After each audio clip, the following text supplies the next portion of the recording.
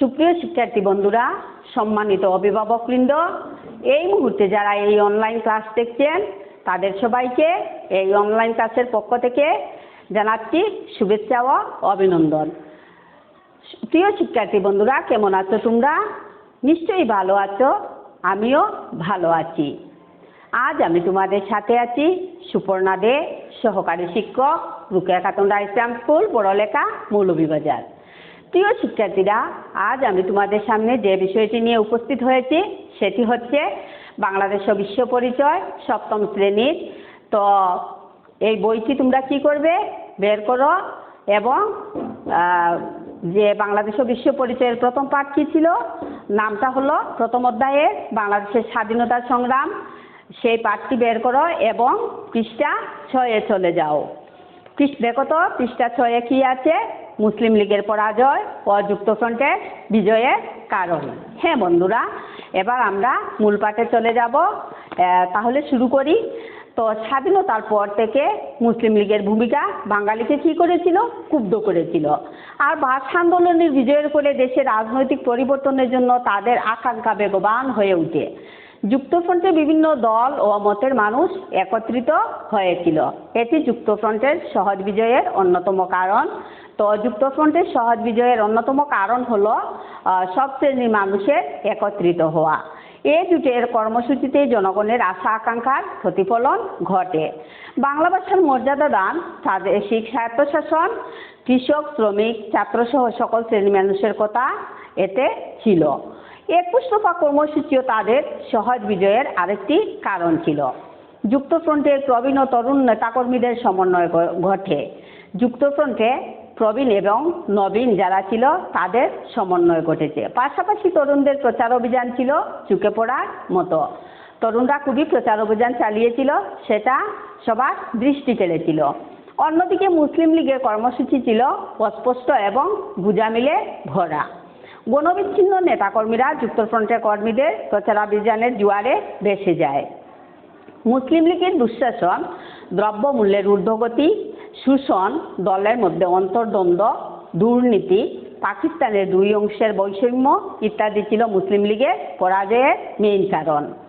তো বাঙালির অর্জন, স্বাধীনতার পর থেকেই পাকিস্তানি শাসক গোষ্ঠীর ষড়যন্ত্র কখনো থেমে থাকেনি।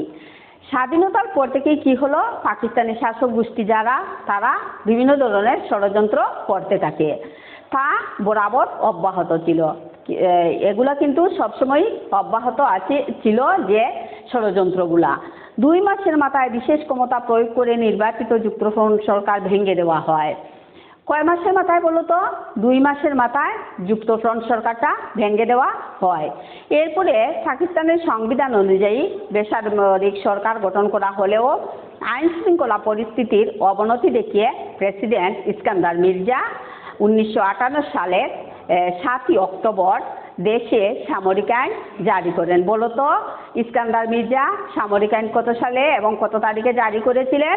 1958 সালের 7 অক্টোবর। কিছুদিন পর জেনারেল আইয়ুব খান প্রেসিডেন্ট ইস্কান্দার মির্জাকে ক্ষমতা থেকে হটিয়ে নিজেকে পাকিস্তানের প্রেসিডেন্ট হিসেবে ঘোষণা করেন। এরপরে কি হলো দেখো, জেনারেল আইয়ুব খান ইস্কান্দার মির্জাকে ক্ষমতা থেকে সরিয়ে উনি প্রেসিডেন্ট হলেন। 1958 থেকে 1962 সাল পর্যন্ত রাজনৈতিক দলের কর্মকাণ্ড নিষিদ্ধ ছিল। কত সাল থেকে কত সাল? 1958 থেকে 1962 পর্যন্ত। এবং তখন অনেক রাজনৈতিক নেতাকে কারাগারে বন্দী করা হয়। অনেক নেতা তখন কারাগারে বন্দী ছিলেন। এই রাজনৈতিক শূন্যতা পূরণের জন্য বাঙালি ছাত্ররা এগিয়ে আসেন। তখন এই যে নেতাদের কারাগারে বন্দী করার কারণে তখন গুরুত্বপূর্ণ ভূমিকা কারা নিয়েছিল? বাঙালি ছাত্র যারা ছিল তারা গুরুত্বপূর্ণ ভূমিকা নেয়, মানে নেতাদের অবর্তমানে। 1962 সালে আইয়ুব খান একটি সংবিধান রচনা করেন। কত সালে রচনা করেছিলেন? 1962 সালে। এই সংবিধানে বাঙালির গণতান্ত্রিক আকাঙ্ক্ষা ক্ষুণ্ণ হওয়ায় ছাত্ররা আন্দোলন গড়ে তোলে। তবে ছাত্রদের আন্দোলন অনেক বেশি জোরালো রূপ পায় সরকার শিক্ষানীতি ঘোষণা করলে। শরীফ কমিশন নামে পরিচিত এই শিক্ষানীতি নীতিতে বাংলার বদলে পাকিস্তানের দুই অংশের জন্য উর্দু ভাষা চালু করা, অবৈতনিক শিক্ষা বাতিল করা, উচ্চশিক্ষা লাভের সুযোগ কমিয়ে দেওয়ার বিধান যোগ করা হয়েছিল, যা মানে অনৈতিক কাজ সেগুলাই করা হয়েছিল। ছাত্রদের তীব্র আন্দোলনের ফলে শেষ পর্যন্ত সরকার শরীফ কমিশন প্রণীত শিক্ষানীতি বাতিল করতে বাধ্য হয়। 6 দফা আন্দোলন পার্ট 3, 6 দফা আন্দোলন। 1966 সালের 5 ফেব্রুয়ারি লাহোরে বিরোধী দলের এক সম্মেলন অনুষ্ঠিত হয়। এখানে বঙ্গবন্ধু শেখ মুজিবুর রহমান পূর্ব পাকিস্তানের বাঙালির সব ধরনের অধিকার ফিরে পাওয়ার জন্য 6 দফা কর্মসূচি ঘোষণা করেছিলেন। এই 6 দফা কর্মসূচি কে ঘোষণা করেছিলেন? বঙ্গবন্ধু শেখ মুজিবুর রহমান। এই 6 দফা ছিল মূলত স্বায়ত্তশাসনের দাবি, অর্থাৎ পূর্ব পাকিস্তানের সাথে যুক্ত থেকেই পূর্ব পাকিস্তানের শাসনের দায়িত্ব ক্ষমতা থাকবে পূর্ব পাকিস্তানের মানুষের হাতে। এটাই ছিল 6 দফা আন্দোলনের মূল দাবি। তো 6 দফা কর্মসূচি 1940 সালের ঐতিহাসিক লাহোর প্রস্তাবের ভিত্তিতে শাসনতন্ত্র রচনা করে পাকিস্তানকে একটি সত্যিকার যুক্তরাষ্ট্র রূপে গড়তে হবে। তাতে সংসদীয় পদ্ধতির সরকার থাকবে। কোন পদ্ধতির সরকার থাকবে বলতো? সংসদীয় পদ্ধতি। সকল নির্বাচন সার্বজনীন প্রাপ্ত বয়স্কদের ভোটে অনুষ্ঠিত হবে।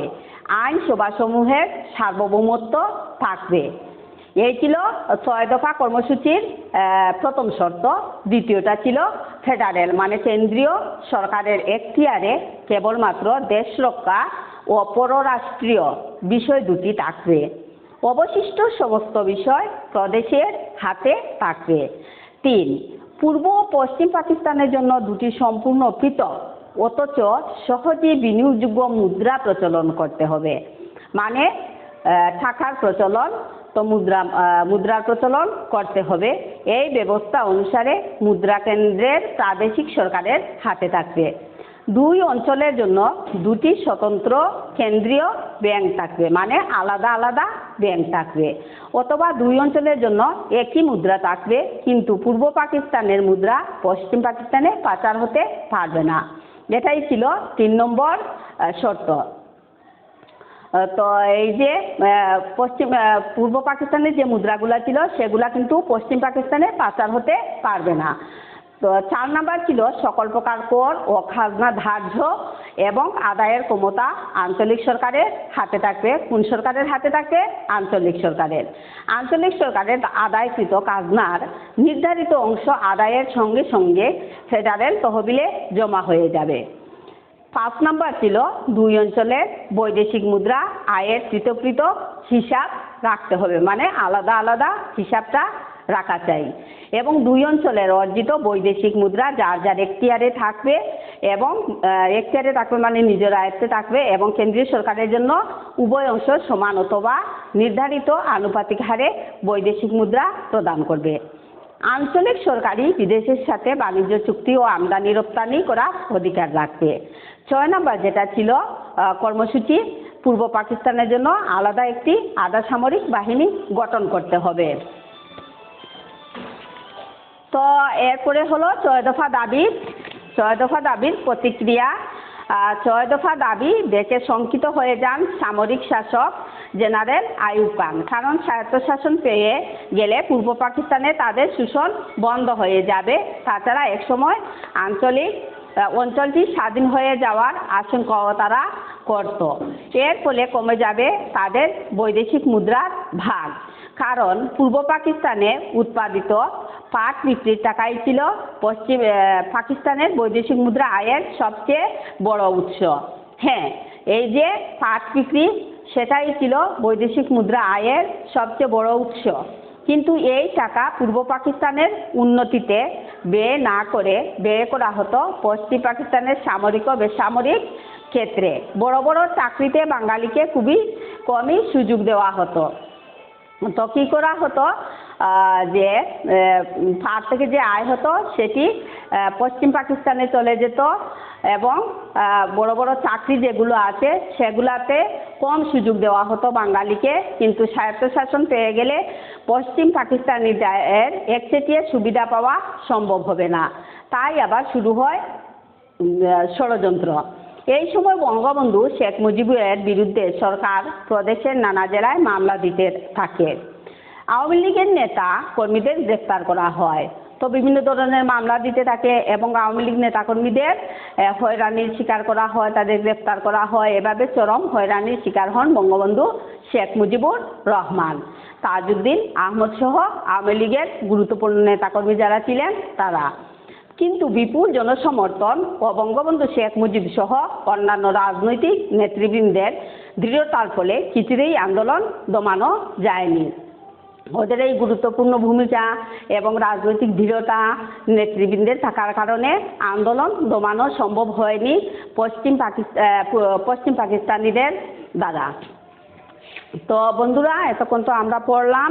তো এগুলা থেকে তোমরা কি করবে, এগুলা থেকে বহু নির্বাচনী প্রশ্ন থাকবে অনেকগুলো, এগুলা তোমরা পড়বে। গুরুত্বপূর্ণ লাইনগুলা বিভিন্ন সাল আছে, কত সালে কি হয়েছিল না হয়েছিল এগুলো ভালো করে তোমরা পড়বে। তো বহু নির্বাচনী প্রশ্নগুলা পরীক্ষার সময় আসে, পাঠগুলো ভালো করে যদি না পড়ো তাহলে কিছুই বুঝতে পারবে না এবং মনেও থাকবে না। বারবার তোমাদের পাঠ করতে হবে মনোযোগ সহকারে। আর অনলাইন ক্লাসগুলো ভালো করে দেখবে, মনোযোগ সহকারে না দেখলে কিছুই বোঝা যাবে না। তো মনোযোগ দিয়ে দেখবে। আর এ পর্যন্ত ভালো থাকো, সুস্থ থাকো, এই প্রত্যাশা করে এখানেই আজকের মতো আমি বিদায় নিচ্ছি। আগামীতে আবার দেখা হবে।